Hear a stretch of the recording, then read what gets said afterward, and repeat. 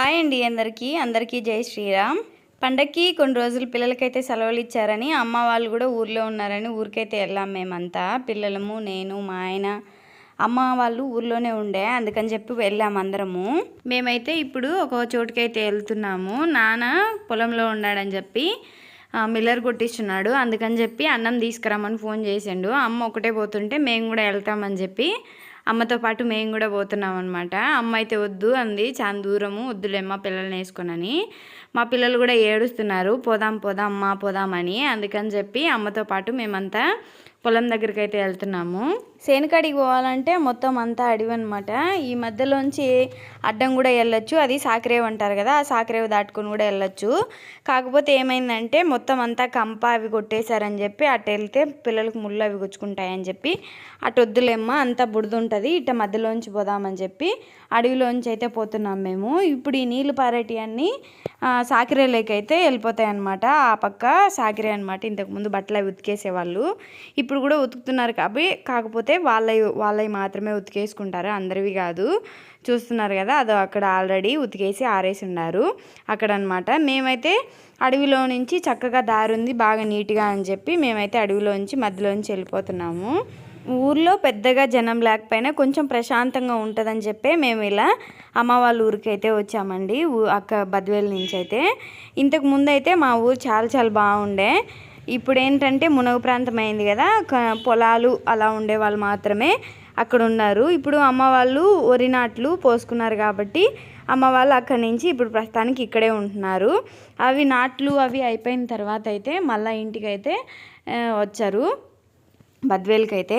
మా పిల్లల అట్టయితే చూసారు కదా, గాలం అయితే చేపలు పట్టుకోవాలని చెప్పి ఆ గాలం ఒకటి పక్కన వేరే వాళ్ళది వల్ల ఉంటే ఆ వల్ల ఉండేది గాలం తీసుకొని అయితే తెచ్చుకుంటున్నారు. మా అమ్మ అయితే ముందు పక్క సీరియల్ చూసుకుంటుంది. ఇంటి దగ్గర సీరియల్ చూసుకునేదానికి సరిగ్గా టైం అనేది కుదరడం లేదని చెప్పి సీరియల్ చూసుకుంటూ పోతుందన్నమాట.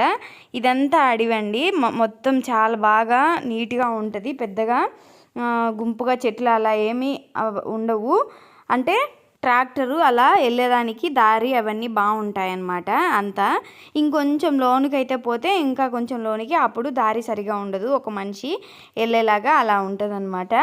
ఇవి ఏంటో బాగా పండ్లు ఉన్నాయని మా అమ్మని అడిగితే ఇవి తినచ్చామా అని, అవి తినకూడదమ్మా అని చెప్పింది మా అమ్మ. కానీ చెట్టు నిండా అయితే కాయలు ఉన్నాయి. ఇవేంటో నాకైతే నిజంగా తెలీదు ఏం కాయలు అని చెప్పి. కాయలు అయితే పిచ్చిగా ఉన్నాయి అన్నమాట. చెట్టు ఎంత పెద్ద చెట్టు ఉంటే అంత చెట్టుకి కాయలు మొత్తం ఉన్నాయి. మా ఊర్లో కాయలు ఎక్కువ బాగా కాచాయండి. వానల కాలం అట్టయితే ఊటికాయలు, అల్లెకాయలు, బిక్కికాయలు, ఇంకా చాలా కాయలు అయితే మాకు బాగా దొరుకుతాయి అన్నమాట. సారపండ్లు అవి ఎక్కువ. ఆ సీజన్ వచ్చినప్పుడు అందరూ కొండకెళ్ళి అవి కోసుకొని వచ్చి అయితే అమ్ముతారనమాట. పప్పు కూడా కొట్టి అమ్ముతారు కొంతమంది. సారపప్పుకి అయితే చాలా డిమాండ్ అండి. ఒక పడి అట్ట వచ్చి 1000 అలా ఎక్కువ ఉంటుందని అనుకుంటున్నాను నేను. అప్పుడైతే అంతే ఉందని అనుకున్నాను. పప్పు కొట్టిన పప్పు అయితే అలా ఉంటుందంట. అలాంటివి చాలా రకాల పండ్లు అలా అయితే మాకైతే దొరుకుతాయి. మాకు మల్లెంకొండ అక్కడైతే ఇప్పుడు కూడా సారకాయల సీజన్ అయితే స్టార్ట్ అయింది. కాకపోతే ఇంకా పండ్లు అయితే పండలేదు, పచ్చిగానే ఉన్నాయన్నమాట. పండు మాగినప్పుడు అయితే ఇంకా మా అమ్మ వాళ్ళు అలా వెళ్ళినప్పుడు కింద చెట్ల కింద అవి ఏరుకొని తీసుకొని వచ్చి బద్వేల్లో అలా అమ్మేవాళ్ళు అనమాట. చాలామంది వరకు బాపన్ వాళ్ళు ఉంటారు కదండి, వాళ్ళైతే ఈ పప్పు ఎక్కువ తీసుకుంటారు. ఎందుకంటే రేట్ ఎక్కువైనా పర్లేదు, వాళ్ళైతే ఆ పప్పు తీసుకుంటారని చెప్పి అలా తీసుకొచ్చుకునేవాళ్ళు. ఇది చూసారు కదా, మధ్యలో ఇదంతా మొత్తం అడవి మధ్యలో దున్నేసి దీన్ని అయితే నూగైతే వేస్తారంట. అటు సైడ్ అయితే బావి ఉందండి, దీనికి బోరు అలా ఏమి ఉండవు మాకు ఇటు సైడు. ఇవి ఇటుపక్క సైడ్ కూడా మొత్తం ఇంతకు ముందు అయితే వేసేవాళ్ళు కొంచెం వరకు, ఇప్పుడైతే ఒక సైడే వేస్తున్నారు. ఇటుపక్క నూగు వేసేదానికి వాటికి నీళ్ళకి అవి అవతల సైడ్ బావి అయితే ఉంది కాబట్టి ఆ బావిలోంచి నీళ్లు పట్టుకోవచ్చు అన్నట్టు ఈ నూగు అయితే ఆ సైడ్లో వేస్తున్నారంట. ఇప్పుడైతే మేము చాలా దూరం అయితే లోనికి వచ్చేసాము ఆల్రెడీ. నేను ఫుల్ అనేది తీయలేదండి, ఆడ కొంచెం అయితే తీసాను. లెంత్ ఎక్కువ అవుతుందని చెప్పి కొంచెం మాత్రమే తీసాను. ఇంతకుముందు ఈ ఇటుపక్క సైడు ఉండేటప్పుడు చాలామందిని పూడ్చిపెట్టడం అలా అయితే జరిగిందని ఇటుపక్క పొలం అయితే ఇప్పుడు వేయడం లేదనమాట, ఒక సైడే వేస్తున్నారు. నిజం చెప్పాలంటే వానాకాలం వస్తే ఎంత బాగుంటుందంటే నిజంగా చాలా చాలా బాగుంటుంది. నాకు భలే ఇష్టం అనమాట వానాకాలం అలా వచ్చినప్పుడు అడవికి రావడానికి. ఎందుకంటే ఊటి పళ్ళు అల్లికాయలు అనేటివి కాస్తాయి. నేను ట్రై చేస్తానండి ఒకసారి అవి ఏంటివి ఎలా కాయలు అనని.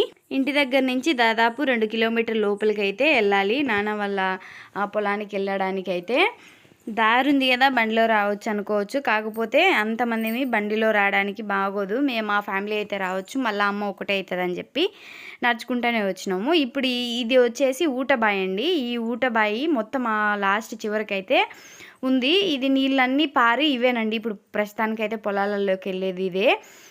చెరువులో నుంచి కూడా నీళ్ళు వెళ్తాయి. కాకపోతే మేమైతే చెరువులోంచి కాకుండా ఇలా బావిలో నుంచి ఎప్పుడు ఊట బావి అంటారు కదా, నీళ్ళు కూడా ఫిల్టర్ నీళ్ళు కూడా ఏం చేయలేమండి, అంత టేస్ట్గా అయితే ఉంటాయి బావిలో నీళ్ళు. ఇప్పుడు ఇవి పారడం అయిపోయిన తర్వాత బావిలోకి మోటార్ పెట్టి అయితే ప్రస్తుతానికైతే వేసుకుంటారు. ఇప్పుడైతే పొలాలలో ఆల్రెడీ మునగ ప్రాంతం నీళ్ళు అయితే మునిగి ఉన్నాయి కాబట్టి నీళ్ళు అయితే ఇప్పటికి అవసరం లేదు. ఒక నెల వరకు నీళ్ళు అయితే అవసరం లేదనమాట. అందుకని చెప్పి ఈ నీళ్ళు అయితే ఇప్పుడు ప్రస్తుతానికి వాడరు. ఎంత పెద్ద ఎండాకాలం వచ్చినా కానీ ఈ బావి అయితే ఎండిపోదండి, అలాగే ఉంటుంది. నీళ్ళు కొంచెం తగ్గినా కానీ పెద్ద బావి అనమాట. పిల్లలు ఈత ఆడుకునే దానికి కూడా ఈ బావిలోకి వస్తారు చాలా వరకు పిల్లలు ఎండాకాలం. అలాగా వీడియో లెంత్ ఎక్కువ అవ్వకుండా ఉండడం కోసం అని చెప్పి పొలం దగ్గరికి వెళ్ళిన తర్వాత నేను నెక్స్ట్ వీడియో అయితే పెడతాను. మీకు ఈ వీడియో నచ్చినట్టయితే లైక్ చేసి సబ్స్క్రైబ్ చేసుకోండి.